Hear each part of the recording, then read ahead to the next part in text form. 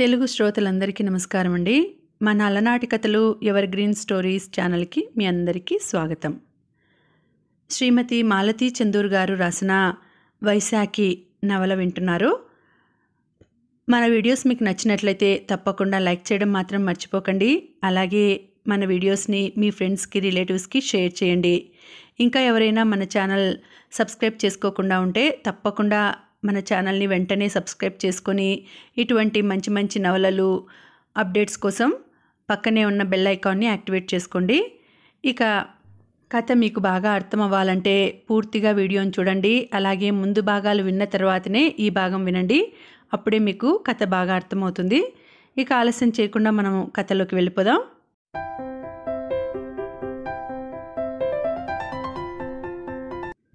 నిరుపమ చివాలున తలెత్తి చూసింది. ఆయన కూడా నిస్సహాయంగా ఏమీ చేయలేనట్లుగా మాట్లాడుతున్నాడా? ఇంతకీ ఆ ఫారెస్ట్ గార్డ్ కేసు ఏమైంది అడిగింది అంతవరకు సంభాషణలో కల్పించుకొని నిరుపమ. ఆయన కాస్త ఆశ్చర్యంగా చూసి, ఏమైంది? ఎంక్వైరీలో తేలింది ఒకటి, అసలు జరిగింది ఒకటి. ఇక్కడ కొట్టిన టేకుమాను అంచెలంచెలుగా ప్రయాణించి అధికారంలో ఉన్న రాజకీయ పార్టీలో కలిసిపోయింది అన్నప్పుడు మేము చేసేది ఏమీ లేదు. మరి వాళ్ళ గతి, ఆ ఫారెస్ట్ గార్డ్ కుటుంబం వాళ్ళ గతి అడిగింది నిరుపమ. అదొక్కటే నేను చేయగలిగాను. ప్రభుత్వానికి రికమెండ్ చేశాను ఆ కుటుంబానికి 10,000 నష్టపరిహారం ఇవ్వాలని. ఇస్తారా? ఇస్తారు. కానీ విచిత్రం ఏమిటో తెలుసా? ఆ గార్డుకి ఎదిగిన కొడుకున్నాడు. ఆ పిల్లవాడికి తండ్రి ఉద్యోగం వేయించమని ఆ తల్లి పిల్లాడు గోల. అదేమిటి? ఆ మనిషిని అంత భయంకరంగా కాల్చిపారేశారని తెలిసి కూడా.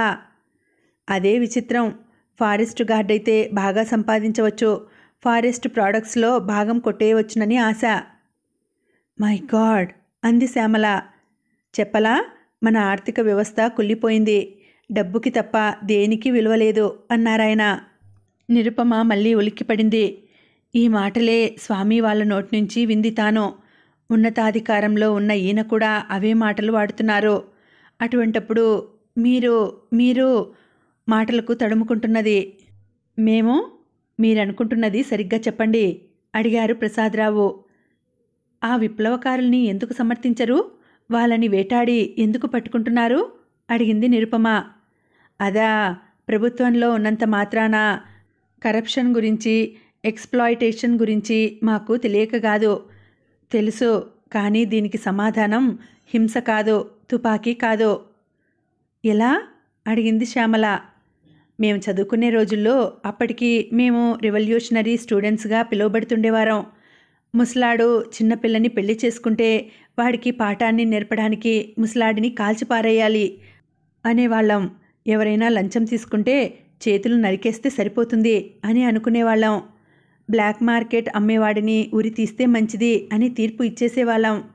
ప్రతి నేరానికి తీవ్రమైన పనిష్మెంట్ ఉంటే తప్ప మనుషులు బాగుపడరని చాలా గట్టిగా నమ్మేవారం. ఇప్పుడు నమ్మటం లేదా? లేదు. ఇలా ప్రతి నేరానికి తుపాకీయే జవాబు అనుకుంటే మన జనాభాలో 3వ వంతు కూడా మిగలదు. తుపాకీ అన్ని సమస్యలకి జవాబు చెప్పలేదు. ఒక రకంగా అసలు అన్ని సమస్యలకి అడుగున హింసా ప్రవృత్తే దాగి ఉంది. మరి ఈ కరప్షన్ని ఎలా రూపుమాపుతారు? ఒకరిద్దరిని చంపినంత మాత్రాన కరప్షన్ని రూపుమాపగలరా అడిగాడు ఆయన నిరుపమని. మరి అందుకనే వ్యక్తి ఎవరికి వారు తన చుట్టూ తనకి సంబంధించినంత వరకు క్లీన్గా బ్రతకడం నేర్చుకోవాలి. ఎదుటి మనిషి అవినీతి వైపు, హింస వైపు పయనిస్తుంటే అటు వెళ్లకుండా చూడాలి. ఎలా? ఆ ఫారెస్ట్ గార్డ్ కొడుకున్నాడే అనుకోండి. ఆ కుటుంబం తిండి లేక అల్లల్లాడరు. వాడి పిల్లలు సంఘ విద్రోహులుగా అవరు. నిజంగా అవరా? ప్రస్తుతానికి అవరు. ఆ ఉద్యోగం దొరికిందా అవుతారు. అందుకని నేను ఆ జాబ్ రికమెండ్ చేయను. ఒకవేళ తండ్రి గడ్డి తినేవాడైతే ఆ పిల్లవాడు అదే దారిన నడుస్తాడు. తండ్రి ఆనెస్ట్ అయితే గాని ఈ కొడుకుకి భద్రత లేదు. ఇది సరైన సొల్యూషన్ కాదేమో అన్నాడు సుదర్శనం. కాకపోవచ్చు. కానీ ప్రజాస్వామ్య విధానం అనగా లోపాలు దండిగా ఉన్నాయి. జల్లెడలాగా నేరాలకి, లంచాలకి చాలా అవకాశం కలిగిస్తుంది.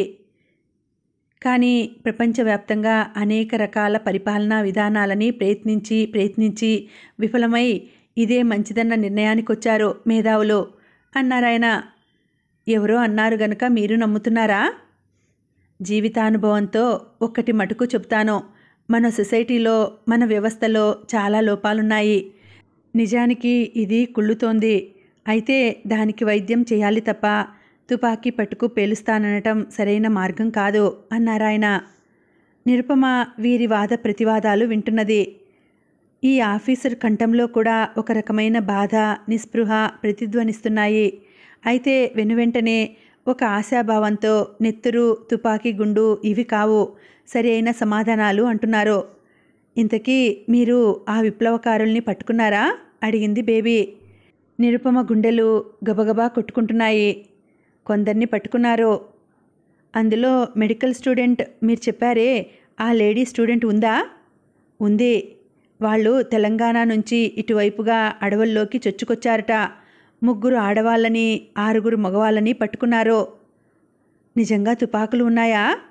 ఆహా, 6 తుపాకులు, కత్తులు వగైరా దొరికాయి అన్నారాయన.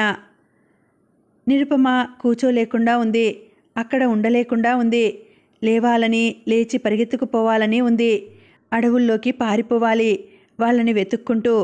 ఎక్కడికి? ఎక్కడికి? గుండెల్లో ఏదో భయం. ఆపద తనని తరుముకుంటూ వస్తోంది. అపాయం తనని నీడలా వెంటాడుతోంది అన్న భీతి. నిరుపమ మనసు ఏదో ప్రమాదాన్ని సూచిస్తూ ఉంది. ఇది ప్రిమోనిషనా? ఏం జరగబోతున్నది? పోలీసులు యాంబుష్ చేసి పట్టుకున్న వాళ్ళ తన వాళ్ళు రెడ్డి, సుభాష్, స్వామి వాళ్ళు కూడా ఉన్నారా? పట్టుబడిన వీళ్ళని ఏం చేస్తారు? ఆ రాత్రి చెట్టు క్రింద నెత్తురు, ఎర్రని గడ్డి, నెత్తురు చారలు నిరుపమ భరించలేకుండా ఉంది. తను బయలుదేరి వెళితే ఎక్కడికెడుతుంది? ఎవరిని అడుగుతుంది? ఈ ఆందోళనకి తోడు మిగతా వాళ్ళు పేర్లు బయటికి చెప్పేస్తారేమోనని భయం. తన పేరు కూడా బయటకొస్తుందా? ఎలా తప్పించుకోవటం? తన చదువు, తల్లిదండ్రులు, కాలేజీ ఇవన్నీ ఏమైపోతాయి? రోడ్డు మీద వెళుతుంటే, కాలేజీలో తిరుగుతుంటే, వార్డులో నడయాడుతుంటే ఏదో భయం. ఏ క్షణాన్నైనా పోలీసులు నిరుపమాదేవి మిమ్మల్ని విద్రోహ చట్టం కింద అరెస్ట్ చేస్తున్నాం అంటూ పట్టుకెళ్ళిపోతారన్న భయం. ఎక్కడున్నాడు రెడ్డి? ఎక్కడున్నాడో? కాలేజీకి వెళ్తోంది, వార్డులకి వెళ్తోంది, చదువుతోంది, పరీక్షకు ప్రిపేర్ అవుతోంది, స్నేహితులతో తిరుగుతోంది. ఇవన్నీ యాంత్రికంగా అలవాటు ప్రకారం జరిగిపోతున్నాయి.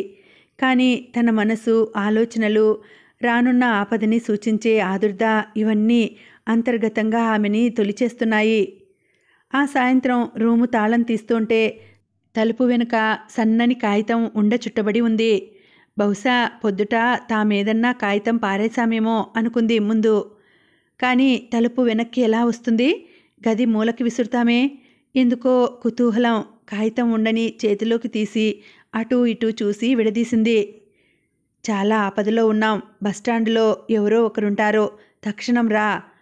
వణికే చేతులతో 2 సార్లు చదివింది. మళ్ళీ మళ్ళీ చదివింది. ఇది తన కోసం రాసిన చీటీ, సందేహం లేదు. ఎవరు రాశారు? ఆ దస్తూరి ఎవరిది? రెడ్డిది కాదు. అతని దస్తూరిలా లేదు.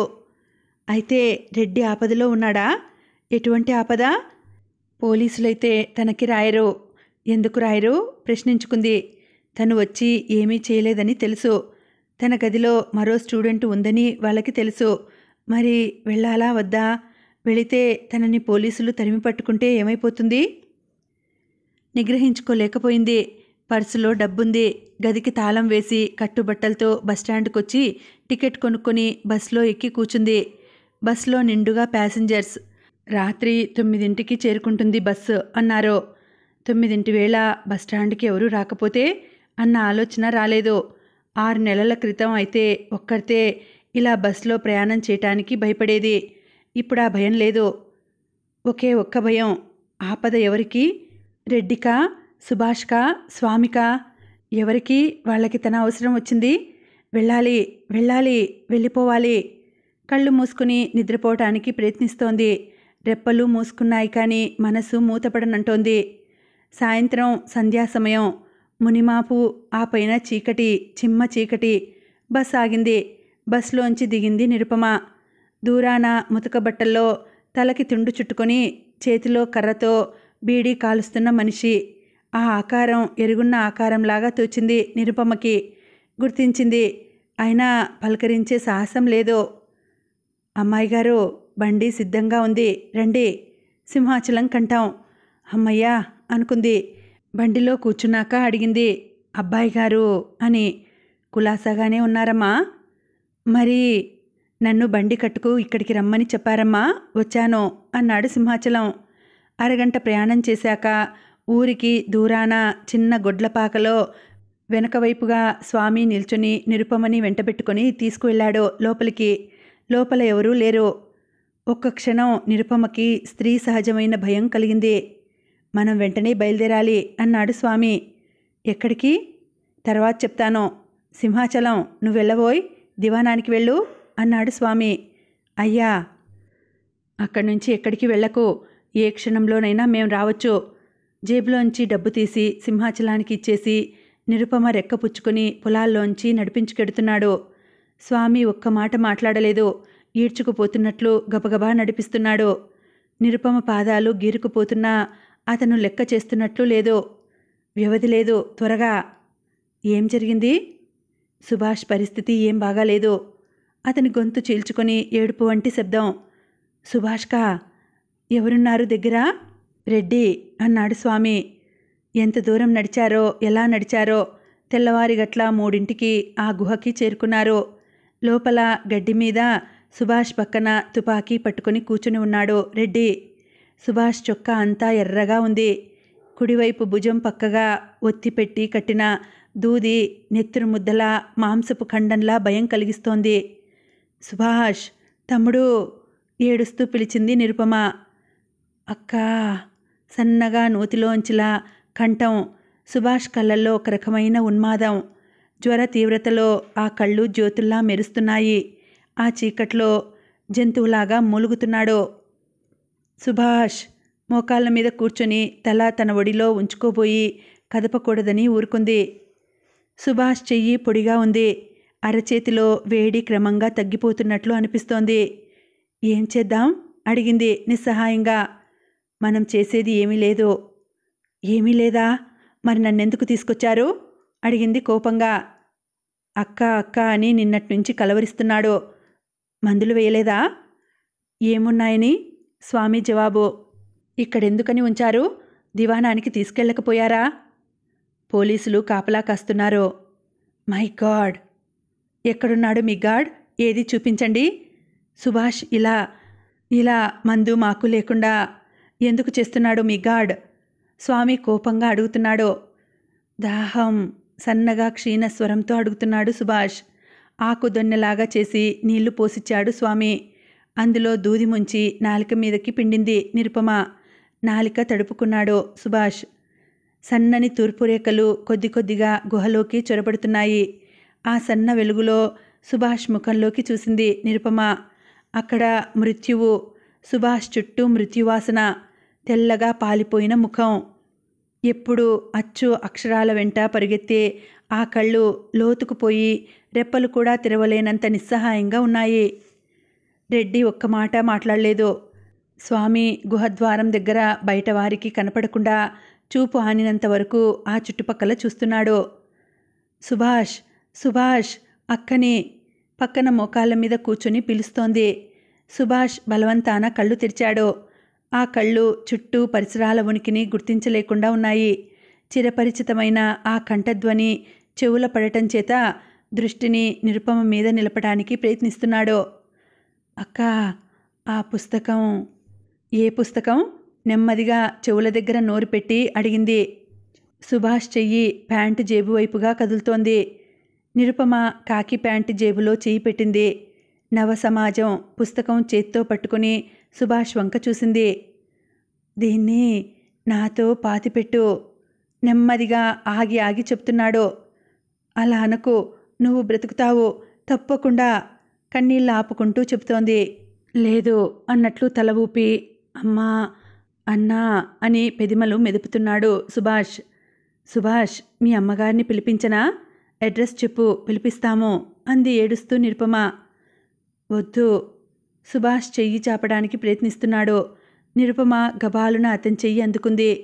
సుభాష్ కళ్ళలోంచి చెంపల మీదుగా తడి, కన్నీళ్లు కూడా మిగిలినట్లుగా కనీ కనపడని తడి. మొదట పొడిగా ఉన్న ఆ అరచెయ్యి క్రమంగా చల్లగా అయిపోతున్నది. సుభాష్ ఆఖరి క్షణంలో ఉన్నాడు. బ్రతికించుకోవాలి.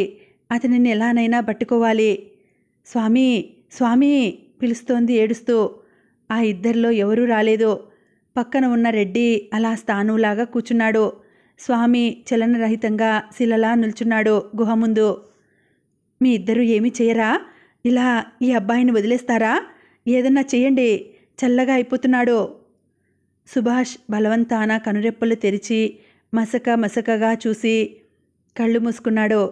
నెమ్మదిగా అతని గుండెలు కొట్టుకోవటం ఆగిపోయాయి.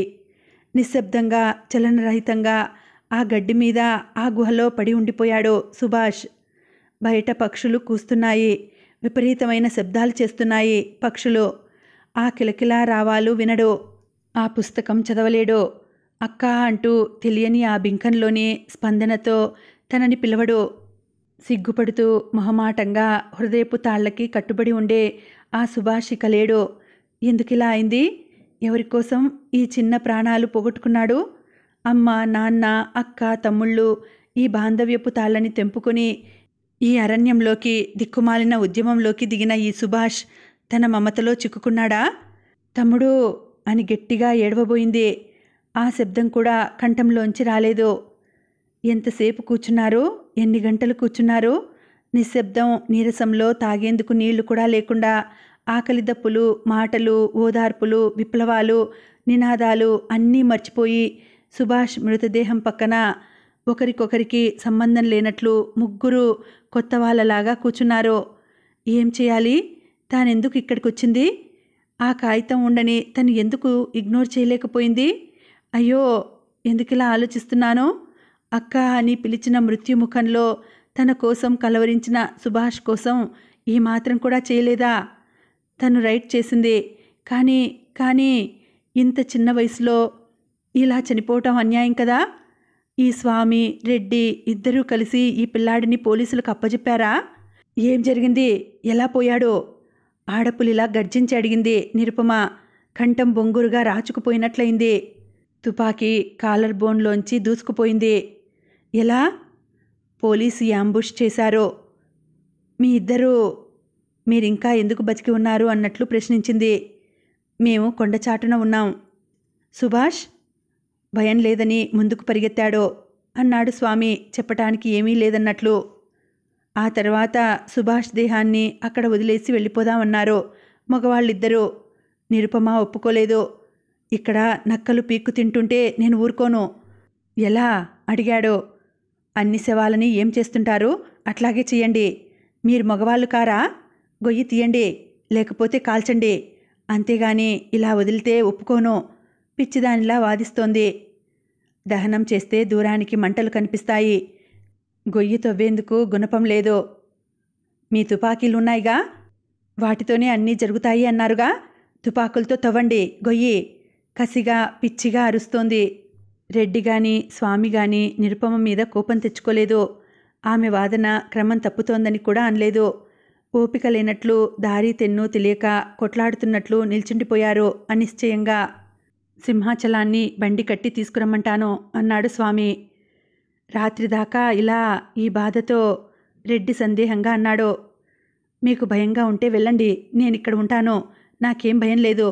ఇతను నా తమ్ముడు సవాల్ చేస్తూ అంది నిరుపమ. రెడ్డిని కాపలా ఉంచి స్వామి బయలుదేరాడు. అతను ఎలా వెళ్ళాడో, ఎప్పుడు వెళ్ళాడో గమనించలేదు నిరుపమ.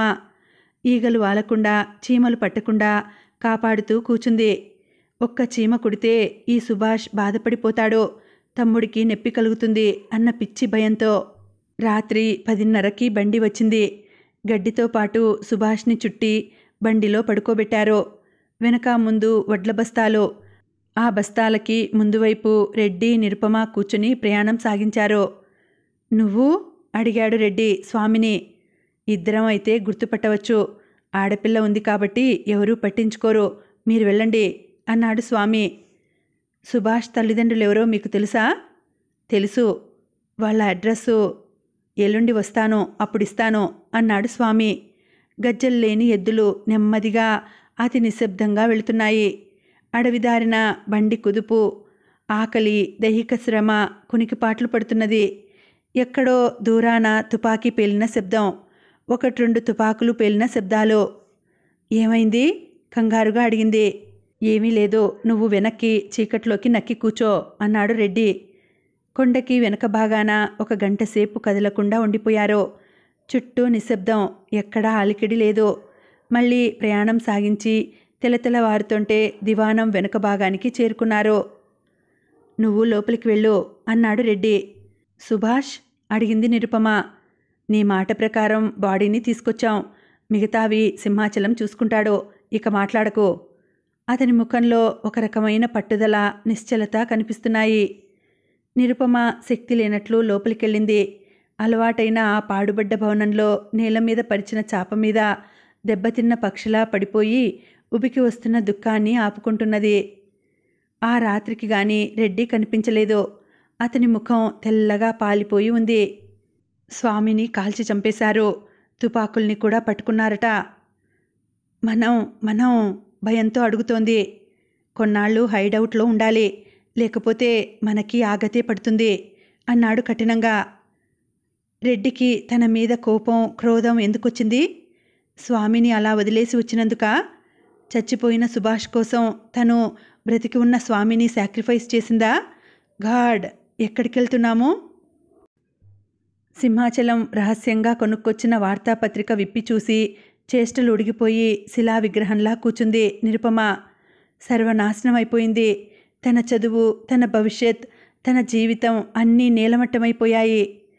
3వ సంవత్సరం చదువుతున్న వైద్య విద్యార్థిని గది సోదా, పట్టుబడిన విప్లవ సాహిత్యం, పోలీసులు వైద్య విద్యార్థిని కోసం గాలింపులు. ఇక చదవలేకపోయింది. తన సంగతి ఎవరు కనిపెట్టారు? శ్యామల ఆచూకీ ఇచ్చిందా? ఎలా తెలిసింది? తన తల్లిదండ్రుల ఇల్లు కూడా సోదా చేస్తారా? మళ్ళీ చదివింది. మిగతా విద్యార్థుల కోసం గాలింపు. పోలీసు కథనం ప్రకారం 5-6 ముఠాగా ఏర్పడి విప్లవ విద్యార్థులలో ఒకరు మటుకు పోలీసు గుండికి బలి అయ్యాడు. గాయపడిన విద్యార్థి కోసం, ఇతర విప్లవకారుల కోసం గాలింపు. స్థావరంలో తుపాకులు, మందుగుండు సామాను దొరికిన వైనం. అయిపోయింది. అన్ని దారులు మూసుకుపోయినాయి. అన్ని వైపుల ద్వారాలు బంధింపబడ్డాయి. తను ఎక్కడికెళ్తుంది? ఎన్నాళ్ళు ఇక్కడుంటుంది? ఏం చేద్దాం? రెడ్డి అడిగాడు. అతను ఈ వారం రోజుల నుంచి చాలా ముభావంగా ఉంటున్నాడు. ఏదో ఆలోచన, సర్వం కోల్పోయినట్లు నిరాశ. సుభాష్ మరణం కంటే స్వామి మరణం అతన్ని ఎక్కువ బాధిస్తోంది. స్వామిని మనం అలా వదలకుండా ఉండాల్సిందే. మనతో వచ్చేయమని చాలా చెప్పాను, వినలేదు. ఏం అన్నట్లు ప్రశ్నార్థకంగా చూసింది. పోలీసులు నిఘా వేసి ఉంచారు. మీరు ఆ దారిన వెళ్ళండి, నేను ఇటువైపు వెళ్తాను అని కావాలని ఈ కాల్పుల హడావిడిలో మనం తప్పించుకుపోవాలనే చేశాడు అంటూ మోకాళ్ళ మీద తల దాచుకుని రెడ్డి చెప్తున్నప్పుడు నిరుపమకి తప్పు చేశావు అంటూ తనను తాను మందలించుకుంది. ప్రాణం లేని కళేబరం కోసం ఒక నిండు ప్రాణాన్ని బలి చేసిందా? తనేం చేసింది? కానీ ఆ అడవిలో అలా ఒంటరిగా తమ్ముడిలాంటి సుభాష్ని వదిలి రాలేకపోయింది. సుభాష్ ఏమీ కోరలేదు, తల్లిదండ్రుల్ని చూడాలని లేదు, తన జ్ఞాపకార్థం ఒక చిహ్నం కూడా కోరలేదు. తను నమ్మిన సిద్ధాంతాలు తనతోనే పూడ్చిపెట్టమన్నాడు. తాము అది కూడా చేయలేకపోతే? నిశ్శబ్దం. భావాలు తెగిపోయి రైలు పట్టాల్లాగా దూరంగా ప్రయాణిస్తున్న నిశ్శబ్దం. హృదయాలు, దేహాలు దగ్గరయ్యి అద్భుత ఆనందాన్ని, ఉద్వేగాన్ని పొందిన తాము విడిగా, దూరంగా, అపరిచితుల్లా ప్రవర్తిస్తున్న తమ మధ్య మళ్ళీ సన్నిహితం ఏర్పడుతుందా? హృదయాల్లోంచి జాలువారిన ఆ ప్రేమ, కాంక్ష మరిక కలగవా?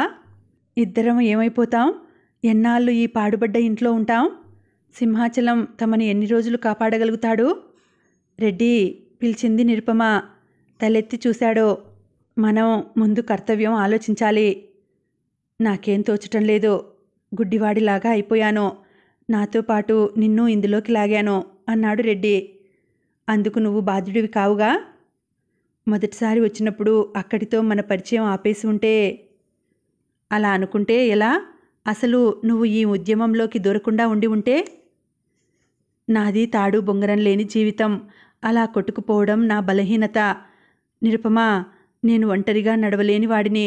నా జీవితాన్ని ఎవరో ఒకరు నడిపించాలి. ఇన్నాళ్ళు స్వామి. అతని భుజాలు కదులుతున్నాయి. నిరుపమకి ధైర్యం వస్తోంది, తెగువ వస్తోంది. ఈ రెడ్డి చెయ్యి పుచ్చుకొని తను నడిపిస్తుంది. నేను చెప్పినట్లు చేస్తావా? పసిపిల్లవాడిలా రెడ్డి తల ఊపాడు. విప్లవం, ప్రజాశక్తిని మేల్కొల్పడం ఇవన్నీ మనకొద్దు. ఈ దారిన నడవగల ధైర్యం, సుభాష్లాగా మనస్ఫూర్తిగా నమ్మే శక్తి మనకి లేదు. వింటున్నాడు రెడ్డి. చాలా మటుకు చిందరవందర అయిపోయారు. మనం ఈ ప్రాంతాల్లో ఉండటం మంచిది కాదు. ఎక్కడికెడదాం? మద్రాసులో మీ అవ్వ ఉన్నారన్నావు, అక్కడికి వెళ్ళిపోదాం. నీ చదువు, మీ వాళ్ళు? నా చదువా? నన్నింకా కాలేజీకి రాణిస్తారా? ఈ పాటికి నా పేరు కొట్టేసి ఉంటారో. మా అమ్మ వాళ్ళు ఎలాగో అలా బ్రతుకుతారో. అసలు వెనక్కి వెళితే నాతో పాటు వాళ్ళకి ప్రమాదమే. ఏమీ తెలియని పల్లెటూరి వాళ్ళు మా వాళ్ళు. వాళ్ళనెందుకు ఈ చిక్కుల్లోకి లాగడం? మద్రాసులో ఎలా బ్రతకడం? అడిగాడు రెడ్డి. మీ అవ్వ ఉన్నారుగా. రెడ్డి 5 నిమిషాలు మాట్లాడలేదు. నిరుపమా, మా అవ్వ హోమ్ ఫర్ ది ఓల్డ్లో లేదు, కీల్పాక్ హాస్పిటల్లో ఉంది అన్నాడు రెడ్డి. నెత్తిన పిడుగు పడ్డట్లయింది నిరుపమకి. నా దగ్గర 1500 ఉంది అన్నాడు నిదానంగా రెడ్డి. ఎక్కడిది? అడిగింది గబుక్కున. కొల్లగొట్టింది కాదు, మేము ఫండ్ కలెక్ట్ చేస్తుంటాం ఉద్యమం కోసం. ఆ డబ్బుంది. ఎవరికి చెందుతుంది? ప్రస్తుతం ఎవరూ లేరుగా. అయితే మనం ఆ డబ్బుతో కొన్నాళ్ళు గడపవచ్చు. మద్రాసు వెళ్ళిపోదాం. ఇక్కడి నుంచి, ఈ జ్ఞాపకాల నుంచి దూరంగా, పోలీసులకి అందనంత దూరానికి వెళ్ళిపోదాం అంది నిరుపమ. నాతో వచ్చేస్తావా? రాక మనిద్దరికీ గత్యంతరం లేదు. నీకు నేను, నాకు నువ్వు అంది నిరుపమ. పెళ్లి చేసుకుందాం అనలేదు రెడ్డి. నిరుపమ పెళ్లిని కోరలేదు. పెళ్ళి అనే మాట వారి సంభాషణలో దొరలలేదు.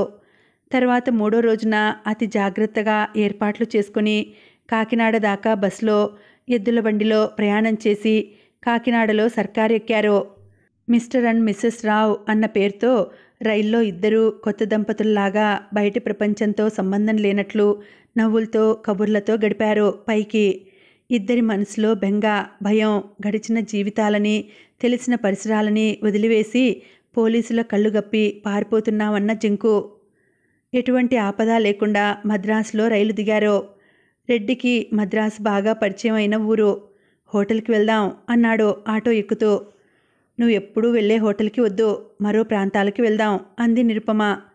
ఇద్దరూ రాయపేట హైరోడ్లోని హోటల్కి వెళ్ళి 2 రోజులున్నాక కాస్త స్థిమితపడి ఏం చేయాలి అన్న ప్రశ్నకి వచ్చారు. నేను ఉద్యోగం చేస్తాను అంది నిరుపమ. నువ్వా? నువ్వు ఇక్కడ మెడిసిన్లో చేరు. నీ కోర్సు పూర్తి చేద్దువు గాని ముందు అది చాలా ముఖ్యం అన్నాడు రెడ్డి. నిరుపమ పక్కున నవ్వింది. 15 రోజుల తర్వాత ఆమె గట్టిగా నవ్వడం విన్నాడు రెడ్డి. నిరుపమ ఎందుకు నవ్వుతోందో అర్థం చేసుకుని కాస్త కినుక వహించాడు. ఆమె తన తెలివి తక్కువతనానికి నవ్వుతోంది. అవును, ఒక రాష్ట్రం నుంచి మరో రాష్ట్రానికి మెడికల్ స్టూడెంట్ రావాలంటే దాని వెనకాల ఎన్ని పేపర్లు కదలాలి? మైగ్రేషన్ సర్టిఫికెట్ ఎవరిస్తారు? ఎవరిని అడుగుతారు? తాము చట్టానికి భయపడి తల దాచుకుంటున్న నేరస్తులు. ఈ నగరంలో తాము అనామకులుగా తప్ప ఒక స్థానం, గుర్తింపు కలిగిన మనుషులం కాలేమో. రెడ్డి, నువ్వు కూడా ఎక్కడో ఒకచోట ఉద్యోగంలో చేరు అంది నిరుపమ. నాకు మటుకు ఎవరిస్తారు? నీ క్వాలిఫికేషన్స్ నేనెప్పుడు అడగలేదు అంది నిరుపమ. అతనేం చదివాడో చెబుతాడేమోనని. కానీ రెడ్డి చెప్పలేదు. నేను ఎలాగో అలా డబ్బు సంపాదిస్తానుగా అన్నాడు. ఎలా? న్యాయమార్గాన్నే, సరేనా? నవ్వాడు రెడ్డి వెనకట్లా. నిరుపమకి ఒక్కసారిగా నెత్తిమీద బరువంతా దించినట్లయింది. మనసులో ఉల్లాసం, దేహంలో ప్రకంపన. అతని పక్కకి జరుగుతూ భుజం మీద చెయ్యి వేసింది. నిరుపమా, నిరుపమా, నన్ను వదిలి వెళ్ళిపోకు. నాకెవ్వరూ లేరు. అమ్మ, నాన్న, అవ్వ ఎవ్వరూ లేరు. నువ్వొక్కదానివే నా మనిషివి. నేను అనాథని అన్నాడతను నిరుపమని మీదకి లాక్కుంటూ. నువ్వు నావాడివి, నిన్ను ఎప్పటికీ వదలను అంది నిరుపమ అతని చెవిలో రహస్యం చెబుతూ. చదువు, తల్లిదండ్రులు, జీవిత గమ్యం, విప్లవ సందేశాలు, నినాదాలు, బీభత్సకాండ, సుభాష్, స్వామి, శ్యామల గత జీవితం రైల్లోంచి కనిపించే టెలిగ్రాఫ్ స్తంభాల్లాగా వెనక్కి వెళ్ళిపోతున్నాయి. ఈ వర్తమానం ఒక్కటే నిజం. తను భూతకాలాన్ని, ఆ జ్ఞాపకాలని ఛేదిస్తున్నది. భవిష్యత్ గురించి తన మనసు పాడు చేసుకోదు. వర్తమానంలోనే బతుకుతుంది. ఈ క్షణం ఈతని చేతుల మధ్యనుండటం, ఈ వర్తమానం, ఇదే నిజం అనుకుంది నిరుపమ. సింగిల్ బెడ్రూమ్ చిన్నది అపార్ట్మెంట్ దొరికింది. పక్కనే చిన్న వంటగది, స్నానాల గది, బ్యాచులర్ క్వార్టర్స్లా ఒక్క మనిషికి సరిపోయే వాటా 3వ అంతస్తులో ఉంది. మద్రాసు మహానగరంలో ఇటువంటి చోట 10 మంది మధ్యనున్న రక్షణ, భద్రత ఉంటాయని 200లైనా పర్వాలేదని పట్టుబట్టి అద్దెకు తీసుకుంది నిరుపమ. ఒక నెలనాళ్ళు మద్రాసులోని అన్ని నర్సింగ్ హోములు గాలించి చివరికి బాగా పాష్గా ఉన్న ఒక ప్రైవేట్ నర్సింగ్ హోంలో చేరింది. కుటుంబ కలహాల వల్ల చదువు మధ్యలో ఆపేశానని, 3వ సంవత్సరం విద్యార్థినని నిరుపమ చెప్పుకున్నప్పుడు మొదట్లో నమ్మకపోయినా ఇంటర్వ్యూలో ఆమె నిజం చెప్తోందనే నిశ్చయానికి వచ్చి ఆమెని నర్సుగా తీసుకున్నారు. నిలదొక్కునేందుకు స్థానం దొరికింది. పర్వాలేదు అనుకుంది నిరుపమ. రెడ్డి పగలంతా ఎక్కడో తిరిగేవాడు. ఒక 10 రోజులు ఉద్యోగం ఉందనేవాడు, ఒక 10 రోజులు లేదని అనేవాడు. ఒక్కొక్కప్పుడు 100, 200 ఖర్చుకంటూ ఇచ్చేవాడు. ఒక్కోసారి 10 రూపాయలు కావాలంటూ అడుగుతుండేవాడు. నవ్వుతూ నవ్విస్తూ కబుర్లు చెబుతూ 3 నెలలు చాలా సుఖంగా హాయిగా గడిచిపోయాయి నిరుపమకి. కష్టాలు వరుస క్రమంలో జ్ఞాపకం ఉంటాయి. ఈ కష్టంపై ఆ కష్టం, ఆ పైన మరో కష్టం అంటూ మానవ మస్తిష్కంలో మైలురాళ్లలాగా జ్ఞాపకం ఉంటాయి. అదే సుఖాలైతే మల్లెపూల పరిమళంలా, మంచిగంధపు సువాసనలా ఆ అనుభూతిలో సౌరభం ఉంటుంది గాని దాని తాలూకు జ్ఞాపక చిహ్నాలు స్థిరంగా నిలిచిపోవు మనసులో. నేను చాలా సంతోషంగా ఉన్నాను, సుఖంగా ఉన్నాను అనుకుంది నిరుపమ తనలో తానే. అయితే ఆ సుఖం ఎలాంటిది అని అనలైజ్ చేసుకోలేకుండా ఉంది. సాయంత్రం ఇంటికొస్తుంది. రెడ్డి చీకటి పడేటప్పటికి వచ్చేస్తాడు. ఇద్దరూ కబుర్లు చెప్పుకుంటూ వండుకుంటారో తింటారో. రెడ్డి చవగ్గా కొని తెచ్చిన ట్రాన్సిస్టర్ మధురమైన పాటలు వినిపిస్తూ ఉంటుంది. తమ ప్రత్యేకమైన, తమ స్వంతమైన ఒకానొక రసమయ ప్రపంచంలో, జీవన వాహినిలో తన మునుకులవుతున్నారు. ఎక్కడి మెడికల్ కాలేజీ, ఎక్కడి సుభాష్, అదంతా గతం. తాను డాక్టర్ కాకపోతే ఏం, సుఖంగా సంతోషంగా ఉంది. ఎక్కడి తల్లిదండ్రులు, ఎక్కడి పల్లె, వెళ్తుంది. ఎప్పుడో ఒకప్పుడు తన తల్లిదండ్రుల దగ్గరకు వెళ్తుంది అనుకుంది నిరుపమ. ఇంకా ఉంది, కథ కొనసాగుతుంది. మళ్ళీ వచ్చే వీడియోలో కలుసుకుంటానండి. అంతవరకు సెలవు. నమస్తే.